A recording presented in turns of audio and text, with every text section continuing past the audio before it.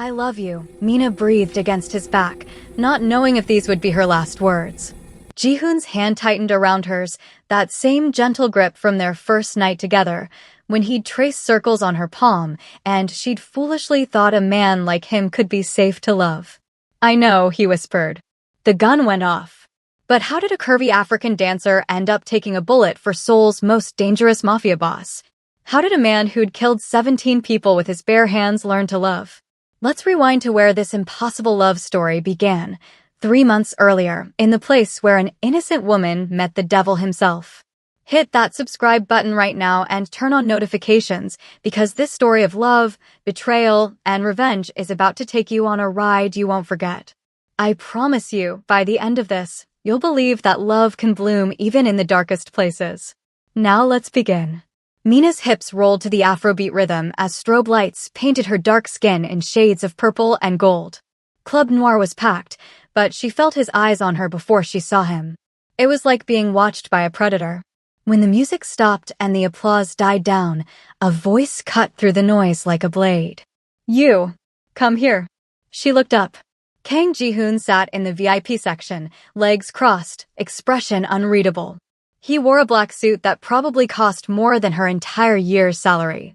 His presence commanded the room without him saying another word.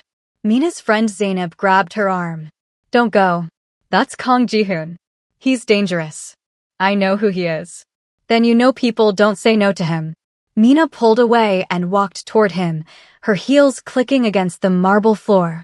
When she reached his table, she crossed her arms. You called. He studied her for a long moment. What's your name? Mina. Full name. That's all you need to know. A slight smile tugged at his lips. Bold. I like bold. He slid a black envelope across the table. 1,000,001. One private performance. Tomorrow night. My penthouse. Mina stared at the envelope. 1,000,001 would cover 2 months of her mother's medical bills.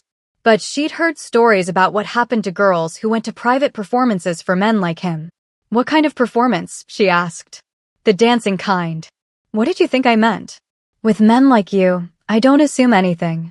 Ji-hoon stood up, and suddenly she realized how tall he was.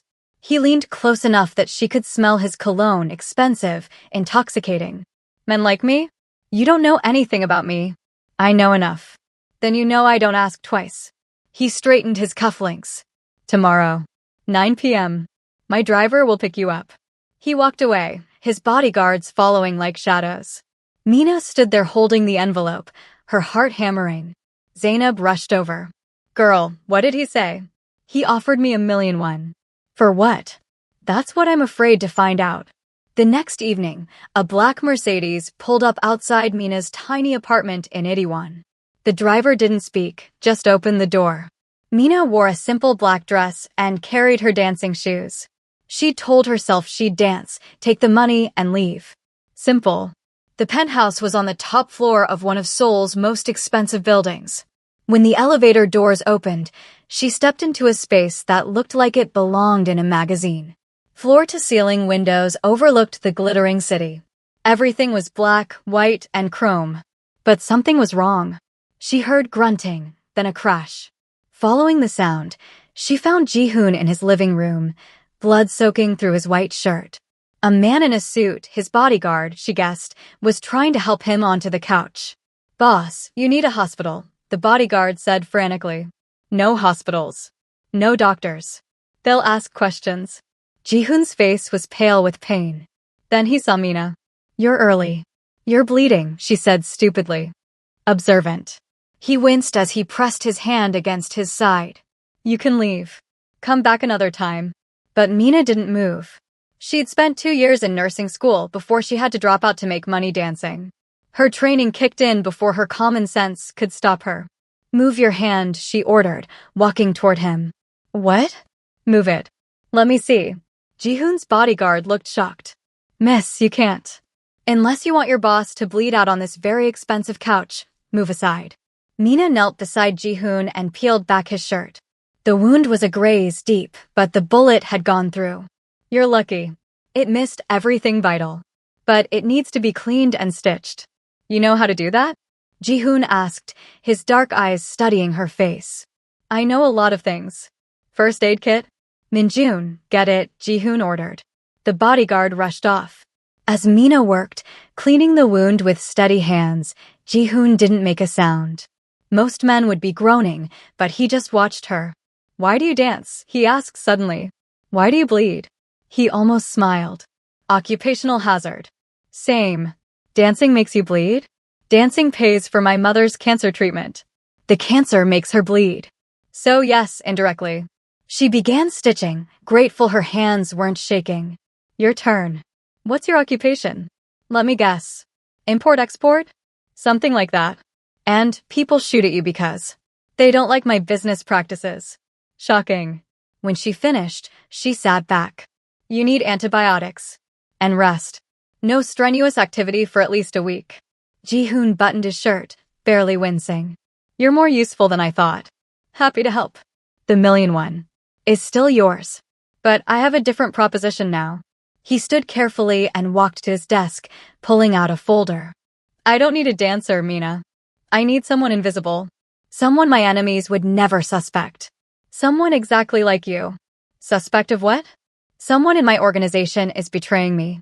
Someone close. I need an outsider to attend my events, listen, observe. Be my eyes where mine can't reach. Mina laughed, but there was no humor in it. You want me to spy for you? You're insane. I'm realistic. You need money. I need loyalty. This arrangement benefits us both. And if I say no? Then you walk away with your $1,000,000 and we never meet again. He opened the folder and slid it across the desk. Inside were receipts. Hospital bills. All stamped paid in full. Her mother's name at the top. Mina's blood ran cold. What did you do? I paid for your mother's surgery. The one scheduled for next month. The one you've been working 3 jobs to afford. How do you know about that? I know everything about you, Mina Aching. 26 years old. From Nairobi, Kenya. You came to Seoul 3 years ago on a dance scholarship. Dropped out of nursing school when your mother got sick. You work at Club Noir, teach dance classes on weekends, and clean offices at night. You send every spare one home. You're loyal, brave, and desperate. He moved closer. That makes you perfect. She felt violated and terrified and angry all at once. You had no right. I have every right. I bought it. The question is, what are you going to do now? Walk away and let your mother die knowing you could have saved her? Or accept that sometimes survival means dancing with the devil? Mina's hands shook. If I do this, if I say yes, what exactly do you want from me? Attend events with me. Act like my companion. Listen to conversations. Tell me who says what. That's all. That's all? You're asking me to risk my life. I'm asking you to help me save mine. In return, I'll make sure your mother gets the best care in Seoul. I'll pay for everything. And when this is over, I'll give you enough money to go home and never work again. It was too much. Too fast. Too dangerous. But when she closed her eyes, she saw her mother's face, weak and tired from the chemo that wasn't working. 24 hours, she whispered. Give me 24 hours to think. Jihoon nodded. Minjun will drive you home. But as she reached the door, he called out. Mina? She turned. Thank you. For this.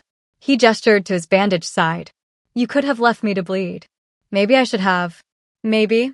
But you didn't. That tells me everything I need to know about who you are. 24 hours later, Mina called the number on the card Minjun had given her. Jihoon answered on the first ring. Yes or no? She took a deep breath. Yes. But I have conditions. Name them. My mother never finds out what I'm really doing. As far as she knows, I got a scholarship. Done. If things get too dangerous, I'm out. No arguments. Agreed. And you never lie to me. About anything. There was a pause. That's a dangerous condition. Those are my terms. Fine. The truth always. Starting now, this will be more dangerous than you think. There will be nights you'll want to run. People might get hurt. You might get hurt. Are you sure you can handle this? Mina thought about her mother. About survival. About the fact that she'd been handling impossible situations her entire life. I can handle this. The question is, can you handle having someone around who won't be afraid to tell you the truth? He laughed, actually laughed. We'll see, won't we? Minjun will bring you your new wardrobe tomorrow. First event is Friday night. Wear the red dress. And that's how Mina Aching became the girlfriend of Seoul's most dangerous man. The first event was a charity gala at a 5-star hotel. Mina wore the red dress, a stunning piece that hugged every curve and made her feel like someone she didn't recognize. When Ji-hoon picked her up, his eyes widened slightly. You look uncomfortable. Perfect. In the car, he briefed her. Tonight you'll meet my inner circle. My cousin Taewon. My business partner Sungmin. And Seo-yeon, my late brother's widow. Watch them. Listen. People say things when they think you don't matter. And I don't matter? He looked at her sharply. You're the dancer. The foreigner. The distraction. They'll dismiss you immediately. That's what makes you valuable. It stung more than it should have. The gala was overwhelming. Crystal chandeliers, champagne fountains, women dripping in diamonds. Mina felt every stare as she walked in on Ji-hoon's arm. She heard the whispers. Who is she? Some dancer he picked up. She won't last. They never do. Ji-hoon's hand tightened on her waist. Ignore them, he murmured. I'm used to it. But she wasn't used to Seo-yeon. The woman was stunning, porcelain skin, designer dress, perfect makeup.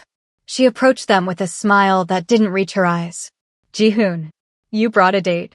How unexpected. Seo-yeon, this is Mina. Mina, this is Seo-yeon. She handles our charitable foundation. Seo-yeon's eyes raked over Mina like she was evaluating merchandise. A dancer, I heard. How exotic. Tell me, Mina, do you speak Korean? Fluently, Mina replied in perfect Korean. I also speak English, Swahili, and French. How many languages do you speak? Seo-yeon's smile tightened. How charming. Ji-hoon, we need to discuss the foundation's budget. Later. It's urgent. I said later. His tone left no room for argument. Seo-yeon walked away, but not before giving Mina a look that promised trouble. Throughout the night, Mina listened. She heard Taewon complaining about a delayed shipment. Sungmin mentioning a meeting with the park people said quietly, like it was secret. Seo-yeon on her phone, speaking in hushed tones near the bathroom. When they finally left, Ji-hoon didn't take her home. He drove to a quiet spot overlooking the Han River. What did you hear? He asked. Mina told him everything. He listened without interrupting, his expression growing darker. Sungmin mentioned the parks? He asked. Yes. Why? The park syndicate is our biggest rival. If Sungmin is talking to them. He slammed his hand against the steering wheel. I've known him for 15 years. Maybe it's nothing. Or maybe it's everything. He turned to her. You did well tonight. Thanks. I mean it. You're observant. Quick. They all underestimated you. People usually do. Their mistake. Something shifted in the air between them. Ji-hoon reached out and tucked a stray curl behind her ear. You should go home. It's late. But neither of them moved. Why did your brother die? Mina asked softly. Ji-hoon's expression hardened. Who said he died? Seo-yeon is his widow. That means he's dead. You're too smart for your own good. You promised me the truth. He stared out at the river. My brother challenged me for control of the organization. My father had just died, and the succession wasn't clear. Hyunwoo thought he deserved to lead. We fought. He lost. You killed him. I defended what was mine. There's a difference. Is there? In my world? Yes. He looked at her. Does that scare you? Everything about you scares me. Good. Fear keeps you alert. Alert keeps you alive. Over the next few weeks, something unexpected happened. Mina attended more events, gathered more information, played her role perfectly. But the lines between pretending and reality began to blur. She started noticing little things. How Ji-hoon always walked on the street side of the sidewalk. How he memorized her coffee order after she mentioned it once. How he'd show up at her apartment at midnight with food, claiming he happened to be in the area. You live in Gangnam, she pointed out one night. I live in Itaewon. That's not in the area.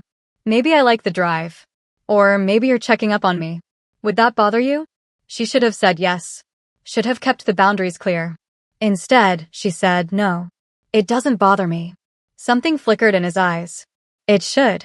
Why? Because I'm getting too close. We both are. And that's a problem? Mina. He set down his food. This is a business arrangement. When this is over, when I find my traitor, you go back to your life and I go back to mine. Is that what you want? It's what's safe. I didn't ask what's safe. I asked what you want. He stood abruptly. I should go. But he didn't move. And neither did she. They stood there in her tiny kitchen, the air thick with everything unsaid. What are you so afraid of? Mina whispered. You. This. The fact that every time I'm near you, I forget why this is a bad idea. Maybe it's not a bad idea. It's the worst idea. He stepped closer. You know what I am. What I do. The blood on my hands. I also know you visit children's hospitals on weekends and donate anonymously. I know you're putting 3 of your employees' kids through college. I know you took over your father's empire not because you wanted power, but because you wanted to stop a war. She moved toward him. You're not just the monster they say you are. You don't know that. Then show me. Show me the monster. Prove to me you're as bad as you think you are. He grabbed her face, his control finally cracking. You want to see the monster? I've killed 17 people with my own hands. I've tortured men for information. I've destroyed families, ended bloodlines, burned empires to the ground. I'm my father's son in every way that matters. Are you done? What? Are you done trying to scare me away? Because it's not working. Mina, I've survived poverty, racism, immigration, watching my father die when I was 12, working 3 jobs while putting myself through school, my mother's cancer. You think your darkness scares me? I've been dancing in the dark my whole life, Jihoon. The difference is, I'm not afraid of it anymore. He stared at her, something breaking behind his eyes. I can't offer you a normal life. I don't want normal. I want real. If you stay in my world, you'll become a target. I'm already a target. The moment I walked into your life, I became one. So stop trying to protect me from choices I've already made. You don't know what you're saying. I'm saying I'm falling for you, you idiot. And it terrifies me just as much as it terrifies you. But I'm not running. The question is, are you? For a long moment, he just looked at her. Then he pulled her against him and kissed her, desperate, fierce, like he was drowning and she was air. Mina kissed him back with everything she had, her hands in his hair, her heart pounding so hard she thought it might burst. When they broke apart, both breathless, Jihoon pressed his forehead against hers. I'm terrified, he whispered. I'm terrified because everyone I've ever loved has been taken from me. My mother, my brother, despite everything. Even my father, in a twisted way. I'm terrified because if something happened to you, nothing's going to happen to me. You can't promise that. No, but we can be terrified together. Isn't that what love is? Being scared out of your mind, but choosing to stay anyway. He laughed, the sound broken and beautiful. When did you become so wise? I've always been wise. You were just too busy brooding to notice. He kissed her again, softer this time. This changes everything. I know. My enemies will come for you. Let them try. Mina, I'm serious. If people know you matter to me, then we make sure we're always one step ahead. She cupped his face. You're not alone in this anymore. You have me. And I'm a lot more dangerous than I look. I'm starting to realize that. They spent that night talking until dawn about everything and nothing. Jihoon told her about his mother, who'd loved classical music and gardening. About how his father had raised him to be hard, unfeeling, perfect. About the weight of inheriting an empire built on blood. Mina told him about Kenya. About dancing in the streets for coins as a child. About her father's laugh and her mother's strength. About the loneliness of being in a foreign country where people saw her skin before they saw her. I see you, Jihoon said quietly as the sun rose. Every part of you. And you're the most beautiful thing I've ever seen. Even more beautiful than your car collection? He smiled. Don't push it. But the peace didn't last. If you're loving this story, do me a favor right now. Drop a comment telling me whose side you're on. Are you Team Mina for being brave enough to love a dangerous man, or Team Jihoon for trying to protect her? And smash that like button because things are about to get intense. 3 days later, everything fell apart. Mina had just finished teaching a dance class when Minjun called her, his voice panicked. Miss Mina, you need to get to Seoul National Hospital. Now. Her blood turned to ice. My mother. Just come. Quickly. She ran. Took a taxi, didn't even bother changing out of her dance clothes. When she burst into the hospital, Ji-hoon was already there, talking urgently with doctors. His face was grim. What happened? Mina demanded, grabbing his arm. Where's my mother? A doctor approached, his expression grave. Miss Ah-ching, your mother is stable now, but there was an incident. Someone tampered with her medication. We caught it in time, but if the night nurse hadn't noticed the unusual discoloration in the line. The world tilted. Mina grabbed the wall for support. Someone tried to kill her. Ji-hoon's voice was ice. They know. Someone knows you're important to me. Mina spun on him, fury and fear warring in her chest. You said this would be safe. You promised. I know what I said. He ran his hand through his hair, his composure cracking. I'll fix this. I'll move your mother to a private facility with armed guards 24/7. You'll stay away from us, Mina said, tears streaming down her face. This is exactly what you warned me about. Everyone you care about becomes a target. Well, my mother almost died tonight because of you. Because of me. Because I was stupid enough to believe we could have something normal. Mina, please. No. We're done. Keep your money. Keep your protection. Just leave us alone. She turned toward her mother's room, then stopped. You were right. Love in your world is a death sentence. I should have listened. She walked away, and this time, Ji-hoon let her go. But he didn't leave. He stationed guards outside the hospital. Put his best people on finding who'd ordered the hit. And every night for a week, he sat in his car outside the hospital, watching Mina's silhouette in the window, making sure she was safe. Min-jun found him there on the 7th night. Boss, you can't keep doing this. Watch me. She told you to stay away. I am staying away. I'm just staying away from a distance. That makes no sense. Nothing about this makes sense. Ji-hoon's voice was raw. She's supposed to be a job. A means to an end. But I'd burn this entire city down to keep her safe. Then tell her that. I can't. As long as I'm in her life, she's in danger. Her mother almost died, Min-jun. Because of me. No, because of whoever's betraying you. There's a difference. Ji-hoon leaned his head back. Is there? But while Ji-hoon watched from the shadows, Mina was doing her own investigating. She'd spent weeks listening, observing, piecing together information. And she'd finally figured it out. On the 8th night, she marched out of the hospital and straight to Ji-hoon's car.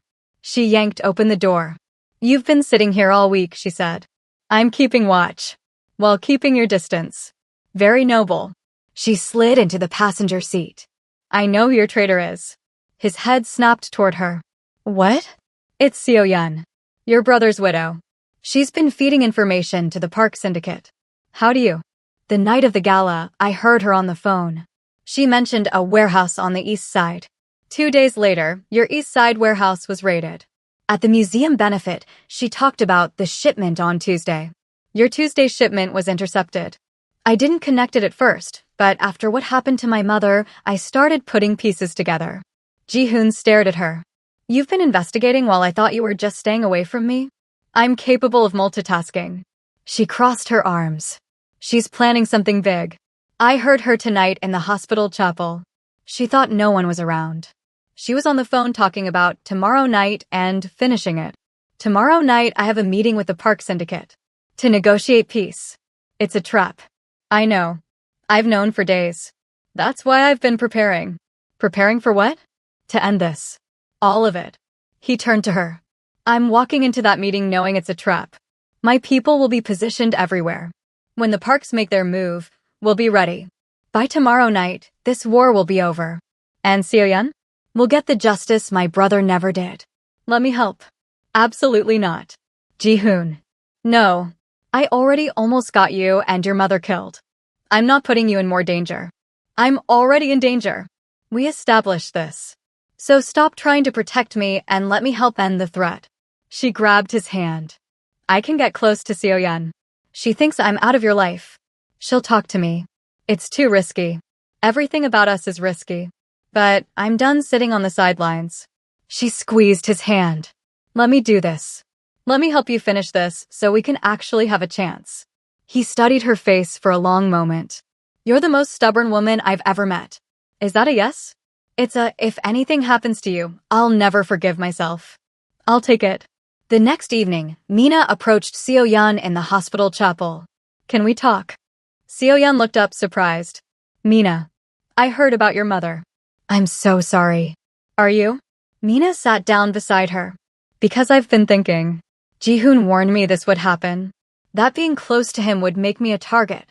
I should have listened." "You ended things with him?" "I had to. My mother almost died. I can't do this anymore." Seo-yeon's expression softened or pretended to. "You made the right choice. Ji-hoon destroys everything he touches. Trust me, I know." "Your husband." "Yes." Seo-yeon's voice hardened. "Ji-hoon killed him in cold blood. And he'll never face justice for it. Men like him never do. Unless someone makes them." Seo-yeon's eyes sharpened. "What do you mean?" "I mean, I know things. About Ji-hoon's business. His meetings. His plans." Mina leaned closer. "And I'm angry enough to want revenge." For a moment, Seo-yeon just stared at her. Then she smiled. "Tell me more." Mina fed her false information, details about a meeting that wasn't happening, locations that would be empty. And all the while, Ji-hoon's people recorded everything. But Seo-yeon was smarter than they'd thought. That night, as Mina sat with her mother, Seo-yeon appeared in the doorway. With a gun. "You're a clever girl, Mina," she said, closing the door behind her. "Too clever. That's the problem." Mina stood slowly, her heart racing. "What are you doing?" "What I should have done weeks ago. You see, this whole thing has been quite entertaining. Ji-hoon brought you in to find his traitor, never suspecting that his traitor already knew. I've been watching you, listening to your reports to him, staying one step ahead." She smiled coldly. "Did you really think you could fool me? I invented this game. The Parks are making their move right now.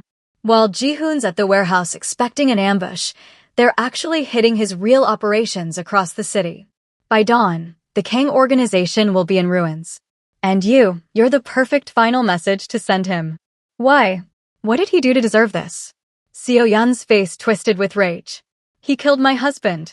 Hyun-woo went to him unarmed, wanting to talk, to find a peaceful solution to the succession. And Ji-hoon shot him in an alley like a dog. Left him to bleed out alone. Her voice broke. "I loved him. And Ji-hoon took him from me. I'm sorry. I'm so sorry. But killing me won't bring him back." "No, but it will destroy Ji-hoon. And that's enough." She raised the gun.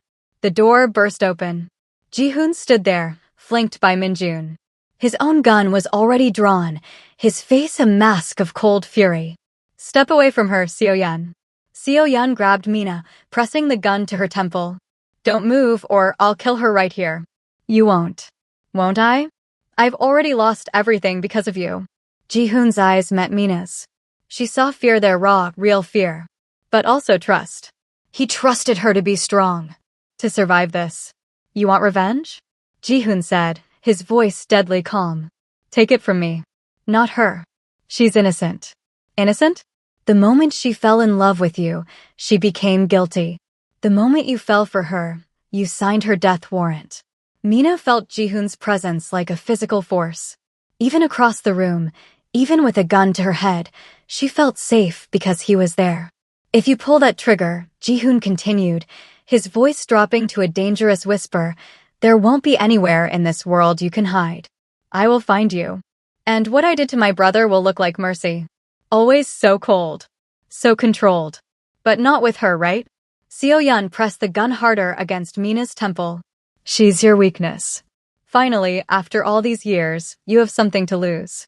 How does it feel?" "It feels like the best and worst thing that's ever happened to me." Ji-hoon lowered his gun slightly. "You're right. She's my weakness. Which means I'll burn this entire city down if you hurt her. So you have two choices. Let her go and I'll give you a 10-minute head start to disappear. Or pull that trigger and find out exactly how much of my father's monster I really am." Mina's heart hammered. She could feel Seo-yeon's hand trembling. The woman was spiraling, unpredictable. "You know what I realized?" Seo-yeon said, her voice breaking. "You'll live with this guilt forever. Knowing that loving her made her a target. Every person in your life becomes a death sentence. She'll never be safe. Never be free. You've trapped her in your world of blood and violence. That's my choice to make, Mina said suddenly, her voice steady despite the gun at her head. Not his. Not yours. Mine. You stupid girl. You think love is enough. No. I think love plus courage is enough. And I'm done being afraid. In one swift motion, Mina dropped her weight and twisted. Ji-hoon fired. Seo-yeon's gun went off. Time seemed to stop. Mina felt the bullet graze her shoulder, hot, sharp pain. But Seo-yeon dropped Minjun's bullet in her leg. Guards swarmed the room, disarming her, restraining her. Seo-yeon was screaming about Hyunwoo, about justice, about revenge. But Mina barely heard it because Ji-hoon was there, his hands on her face, her shoulders, checking for injuries. Are you hurt? Where did she hit you? Just grazed me. I'm okay. You're bleeding. I'm okay, she repeated, grabbing his hands. I'm okay. He pulled her against his chest, his whole body shaking. Don't ever do that again. Don't ever put yourself in danger like that again. You do it all the time. That's different. How? Because I'm not in love with me. Despite everything, the pain, the fear, the chaos, Mina laughed. You're not in love with yourself? That's shocking. He pulled back to look at her, his eyes wet. This isn't funny. A little funny. Mina. I love you too, she whispered. I love you so much it terrifies me. But I'm not running. Not now. Not ever. He kissed her then, desperate and gentle all at once. When they broke apart, paramedics were rushing in to treat her shoulder and Seo-yeon's leg wound. As they waited, Ji-hoon held her hand. The Parks. Minjun approached, ending a call. Neutralized. Your counter-operation worked. They walked right into our trap. It's over, boss. The war's over. Ji-hoon closed his eyes briefly. Casualties. Minimal on our side. The Parks, less so. And Sungmin was never a traitor. Seo-yeon had set him up to look guilty. He's already clearing his name. Ji-hoon nodded, processing. Then he turned back to Mina. This is my life. This chaos. This violence. Even with the war over, there will always be another threat. Another enemy. Another danger. I know. Are you sure you can handle this? Mina thought about everything they'd been through. The fear. The violence. The impossible love that had grown in the middle of it all. Ask me again in 60 years and I'll let you know. He smiled, that rare, genuine smile she'd fallen in love with. Deal. 6 months later, the Kang organization had restructured. Ji-hoon was slowly transitioning the business toward legitimacy, investing in real estate, technology, entertainment. It would take years to wash away his father's bloody legacy, but he was trying. And Mina was beside him every step of the way. She opened her dance studio in Gangnam, a bright, beautiful space where she taught Afrobeat fusion to students of all backgrounds. But she also sat in on Ji-hoon's business meetings, offering perspectives his men never would have considered. She was his partner in every sense of the word. Today was special, though. Today, they were getting married. The ceremony blended Korean and Kenyan traditions. Held in a garden overlooking Seoul, with both their families present. Mina's mother was there, healthy and smiling, tears in her eyes. Ji-hoon's organization, the good people who'd stayed through the transition, filled the seats. Mina wore a white hanbok with intricate Kenyan beading woven into the fabric. Ji-hoon wore a traditional Korean suit with a Masai shawl draped over his shoulders. When it was time for vows, Ji-hoon took her hands. His were trembling slightly. I've done a lot of terrible things in my life, he began, his voice carrying across the garden. I've hurt people, destroyed things, become the monster my father raised me to be. But then you walked into my world with your courage and your fire, and you changed everything. You made me want to be better. You made me believe I could be more than my worst actions. You saw the man beneath the monster, and you chose him anyway. His voice broke. I love you, Mina Aching. And I will spend every day for the rest of my life proving I'm worthy of the choice you made. Mina squeezed his hands, her own eyes wet. You asked me once if I could handle your size of problems, your life, your world. You tried to scare me away to keep me safe. But what you didn't understand is that I've never needed saving. I needed a partner. Someone brave enough to let me stand beside them instead of behind them. Someone who trusts me to be strong. She smiled through her tears. You gave me that. You saw me not as a dancer, not as a foreigner, not as someone to protect, but as an equal. I love you, Kang Ji-hoon. And I will dance through every storm with you, for the rest of our lives. When they kissed, their guests erupted in applause and cheers. Later, at the reception, as Mina taught an impromptu dance lesson to some of the guests, Ji-hoon watched from the sidelines. Minjun appeared beside him with champagne. You did good, boss. I got lucky. You both did. Minjun paused. You going to tell her? Tell her what? That you found the pregnancy test in the bathroom this morning. Ji-hoon smiled into his champagne. She'll tell me when she's ready. And if it's positive? Then our adventure just got a lot more interesting. As if sensing his thoughts, Mina caught his eye across the crowd. She smiled, that brilliant, fearless smile that had captured him from the first moment. She mouthed, I love you. He mouthed back, I know. That night, in their penthouse, after all the guests had left and the city glittered below them, Mina finally told him, I'm pregnant. Ji-hoon pulled her onto the terrace, wrapping his arms around her from behind.